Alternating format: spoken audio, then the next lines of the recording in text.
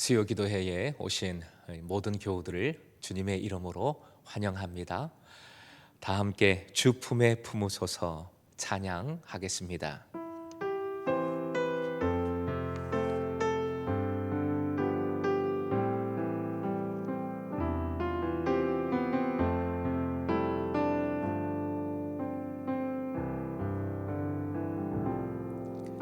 주 품에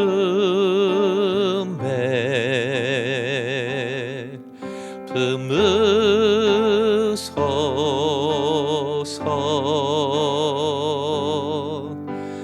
능력에 발로 덮으소서.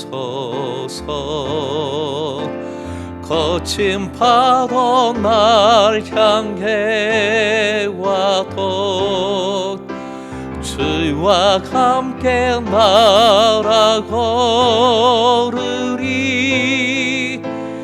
폭풍 가운데 나의 영혼 잠잠하게 주를 보리라. 주님 안에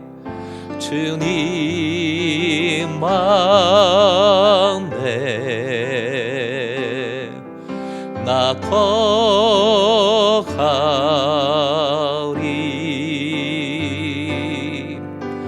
주 능력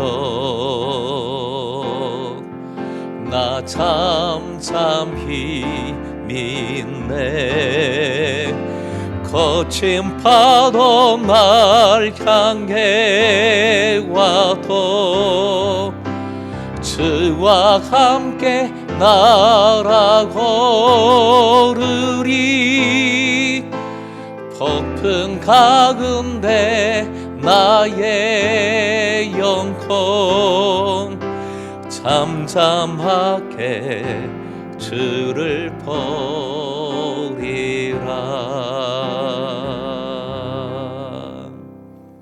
아멘. 이번 주일은 추수감사 주일입니다. 현장 예배를 회복할 터인데요, 3번의 예배가 있습니다.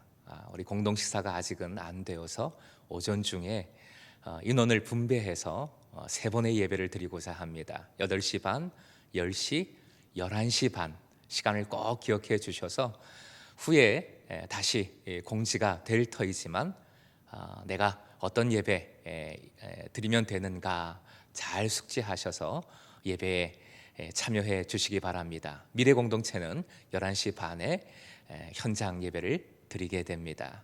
365 늘 감사 기억해 주시고 감사의 예물 또 감사의 고백 준비 잘 해 주셔서 하나님께 감사의 온전한 기쁨의 예배를 올려드리는 영광을 함께 누리기를 소망합니다.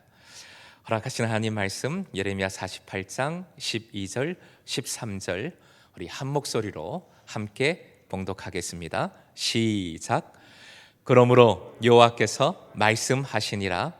날이 이르리니 내가 술을 옮겨 담는 사람들을 보낼 것이라. 그들이 기울여서 그 그릇을 비게 하고 그 병들을 부수리니 이스라엘 집이 베델을 의뢰함으로 수치를 당한 것 같이 모압이 그못으로 말미암아 수치를 당하리로다. 아멘. 본문 13절 말씀에 의뢰함으로 라는 표현이 나옵니다. 의뢰함으로. 원어로는 미부타흐인데 본래 의미는 피난처입니다. 그래서 객관적으로 안전한 것, 안전을 의미하고요, 주관적으로는 확신, 소망의 뜻을 가지게 됩니다. 그 다음 표현을 보면 수치를 당한다라는 말씀이 2번 반복됩니다. 수치를 당함의 실제 의미는 재난과 고통입니다. 더 구체적으로는 결국 나라의 멸망입니다. 12절로 가보면 모압이 자랑하던 풍요로움을 포도주에 비유하고 있는데 바로 그 포도주가 다른 이들에 의하여 사라지게 되고 포도주를 담은 병들이 파괴될 것이라 말씀하고 있습니다. 그들이 의지하고 있는 풍요로움이 사라질 것이다. 철저한 패망을 보여주는 말씀입니다. 그런데 말씀의 핵심, 오늘 본문의 핵심은 수치의 원인이 어디 있는가 하는 것입니다. 왜 이런 수치를 당하는가? 바로 모압이 섬기는 그모스가 수치의 원인입니다. 당연히 모압이 수치를 당하려고 그모스를 섬기지는 않겠지요. 이렇게 번영하려고, 잘 되려고 우상 그모스를 섬겼습니다. 그모스는 모압이 믿고 계속 섬겨온 모압의 수호신, 수호 우상입니다. 그런데 이미 북왕국 이스라엘의 역사에서 본보기가 되는 역사를 찾아볼 수 있습니다. 북이스라엘이 베델을 의뢰함으로 수치를 당한 역사입니다. 일찍이 베델하면 생각나는 인물이 있습니다. 바로 야곱이지요. 야곱이 생각납니다. 야곱이 팥죽 사건으로 집에서 도망 나오게 됩니다. 두려움 속에서 광야를 헤매다가 잠이 들지요. 돌베개를 베고 잠을 자지요. 그 모습 잘 아실 겁니다. 그런데 바로 그 상황에서 하나님을 만나는 체험을 합니다. 창세기 28장 16절 말씀 화면 보시고 함께 읽겠습니다. 시작. 야곱이 잠이 깨어 이르되 여호와께서 과연 여기 계시거늘 내가 알지 못하였도다. 이 고백에서부터 이어지는 고백에는 믿음이 어떤 것인지, 신앙이 어떤 것인지를 우리에게 잘 보여줍니다. 일단 이 고백, 하나님은 임마누엘, 언제나 어디서나 우리와 함께 하시는 주님이심을 우리에게 알려줍니다. 임마누엘, 언제나 함께 하시는 하나님이십니다. 우리가 알지 못할 뿐이지요. 우리가 자꾸 망각할 뿐이지요. 우리가 주님께 등을 돌리고는 주님 안 계시다 원망하는 겁니다. 주님은 언제나 우리와 함께 하시는 주님이십니다. 이어지는 17절 말씀도 같이 읽습니다. 17절 시작. 이에 두려워하여 이르되 두렵도다 이 곳이요 이것은 다름 아닌 하나님의 집이요 이는 하늘의 문이로다 하고. 따라해 주십시오. 하나님의 집, 바로 베델의 의미이지요. 하나님의 집, 하나님의 집, 하나님을 체험하고 경험하고 만났을 때 갖는 마음, 영적인 태도는 두려움입니다. 두려움. 하나님의 집에서 우리가 가져야 되는 태도는 두려움이라는 것이지요. 여기서 두려움은 자주 말씀드립니다. 야레 경외함입니다. 세상 두려움은 두려움을 주는 존재로부터 멀리 도망가는 것이지요. 그런데 이 두려움, 야레 경외함은 두려움 가운데에서도 더 가까이 나아가고 싶고 더 사랑하고 싶고 더 섬기고 싶은 마음을 의미합니다. 하나님을 만난 사람이 하나님께 대하여 바로 이 경외함을 갖게 됩니다. 18절 말씀 19절까지 18절 19절 같이 읽겠습니다. 시작. 야곱이 아침에 일찍이 일어나 베개로 삼았던 돌을 가져다가 기둥으로 세우고 그 위에 기름을 붓고 그곳 이름을 베델이라 하였더라. 이 성의 옛 이름은 루스더라. 베델, 하나님의 집. 아예 야곱이 그 지역, 그 땅의 이름을 베델이라고 바꾸었습니다. 돌을 가져다가 기둥으로 세우고 기름을 붓는 행위는 결국 예배의 행위이지요. 야곱은 집을 도망쳐 나왔지만 자신은 여전히 집에 있음을 깨달았습니다. 무슨 집입니까? 하나님의 집이지요. 하나님의 집. 하나님의 집은 건물이 아닙니다. 하나님의 집은 지역도 땅도 아닙니다. 주님 계신 곳이 주님의 집이요, 그곳이 두려움 가운데 주님을 만나고 예배하는 곳이 되는 겁니다. 여러분이 이 영상을 보면서 예배하는 곳, 예배하는 순간, 바로 거기가 하나님의 집인 것입니다. 결국 베델이 보여주는 믿음을 이렇게 정리할 수 있겠습니다. 화면 보시고 함께 읽겠습니다. 시작. 언제 어디서든 주님 안에 거하며 주님을 경외하여 예배하는 것, 베델의 믿음이지요. 그런데 이런 소중한 믿음을 깨달았던 베델이 변질됩니다. 여로보암 때 일이지요. 즉 다윗, 솔로몬 다음에 통일 왕국이 갈라집니다. 분열이 되지요. 솔로몬의 아들 르호보암의 반기를 들고 여로보암이 북왕국을 일으키게 되는데, 그때 단과 함께 금송아지를 만들어 이 베델에 두고 성소를 삼게 됩니다. 백성들이 남유다의 예루살렘으로 내려가는 것을 막기 위함이었습니다. 그 이후에 베델은 북이스라엘의 제1의 성지가 됩니다. 성경은 베델을 정한 것을 이렇게 말씀하고 있습니다. 열왕기상 12장 33절 말씀, 화면 보시고 역시 함께 읽겠습니다. 시작. 그가 자기 마음대로 정한 달, 곧 8째 달 15째 날로 이스라엘 자손을 위하여 절기로 정하고 베델에 쌓은 제단에 올라가서 분향하였더라. 여로보암이 이렇게 했다는 것인데, 따라해 주십시오. 자기 마음대로 정한 것입니다. 자기 마음대로, 하나님의 뜻이 아니라 자기 마음대로 정한 곳이 베델입니다. 그래서 아모스 선지자는 북왕국 사람들에게 이렇게 강력하게 선포하고 있습니다. 아모스 5장 4절 말씀 읽어드립니다. 여호와께서 이스라엘 족속에게 이와 같이 말씀하시기를, 너희는 나를 찾으라, 그리하면 살리라. 베델에서 예배합니다. 베델에서 나름대로 열심히 예배해요. 그런데 너희는 나를 찾으라, 그리하며 살리라 라고 명하고 계십니다. 이어지는 5절, 전체가 아니라 일부분만 실어놨어요. 5절 가장 중요한 부분인데요. 시작. 베델을 찾지 말며. 한 번 더요. 시작. 베델을 찾지 말며.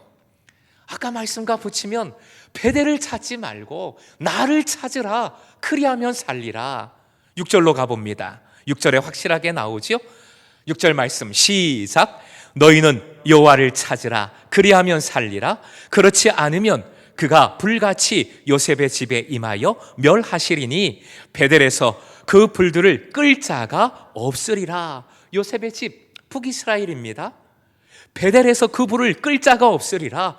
베델이 멸망한다는 것입니다. 마음대로, 사람 마음대로 정한 것, 마음대로 금송아지를 만들어 놓고 결국 우상 숭배를 하는 것, 하나님께서 그 베델을 불로 살라 버리시겠다 말씀하고 계시는 것이지요. 나를 찾으라, 분별하여 깨우쳐서 엉뚱한 것 찾지 말고, 엉뚱한 곳에서 엉뚱한 것 찾지 말고 나를 찾으라 명하고 계십니다. 그들에게는 하나님이 아니라 베델이라는 성지가 하나님이었던 것이지요. 베델의 금송아지가 하나님이었습니다. 본문의 모압도 동일하지요. 우상 그모스가 그들의 하나님인 줄 알고 있습니다. 베델이 그모스가 진정한 피난처, 안전이라고 생각하고 있는 것입니다. 그런데 모압은 자신들이 마음대로 생각한, 믿으면 섬기면 번영할 줄 알았던 그모스 때문에 멸망하고 있습니다. 북이스라엘은 역시 마찬가지지요. 행복을 줄 알고 번영을 줄 알고 섬겼던 베델로 말미암아 멸망했습니다. 그들의 안전은 허상 우상이었습니다. 안전이 아니라 위험이었고 죽음이었고 패망이었습니다. 안전을 분별하지 못하면 이렇게 멸망당할 수밖에 없음을, 생명을 잃을 수밖에 없음을 말씀은 깨우쳐 주고 있습니다. 사랑하는 예배자 여러분, 무엇을 안전으로 생각하고 계십니까? 의지하고 계십니까? 혹여 여러분에게 베델이 있지는 않습니까? 크모스가 있지는 않습니까? 우리는 이 시대를 살아가면서 분별해야 하겠습니다. 무엇이 안전한 것인지, 무엇이 진짜 우리가 의지할 피난처인지를 분별해야 합니다. 크모스를 의지할 때에는 그릇이 비워지고 병들이 깨져 나갔습니다.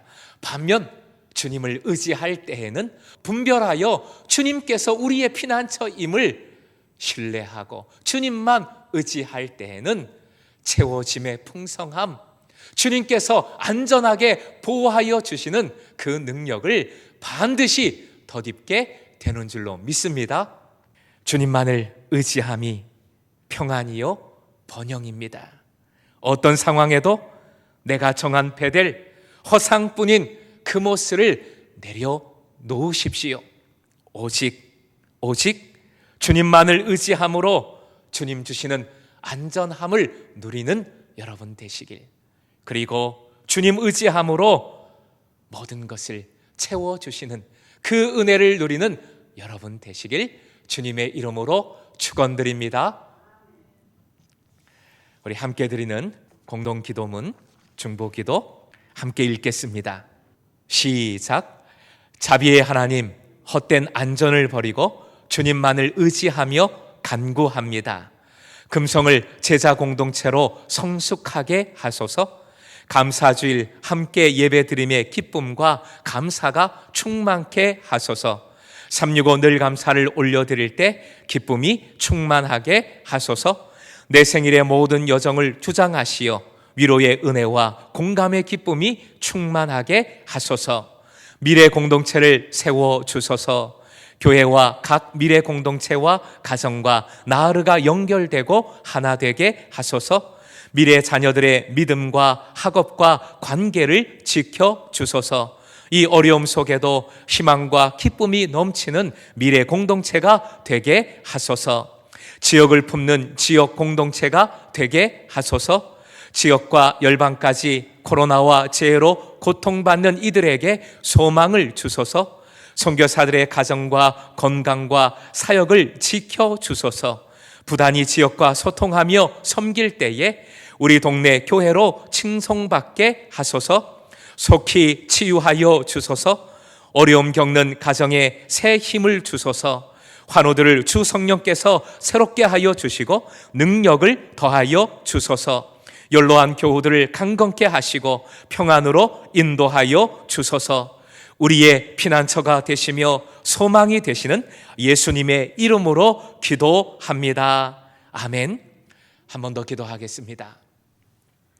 이제는 우리 주 예수 그리스도의 크신 은혜와 하나님의 극진한 사랑하심과 성령님의 교제교통 함께하여 주시고 새롭게 하여 주심이 오직 살아 역사하시는 주님만을 나의 안전으로, 나의 피난처로 믿고 신뢰할 때에 새롭게 허락하여 주시는 풍성함을 누리리라 결단하고 소망하는 모든 예배자들 위에, 우리 공동체와 이 지역과 민족과 열방 위에, 어려움 겪는 이웃들 위에 지금부터 영원까지 함께 하기를 축원하옵나이다. 아멘.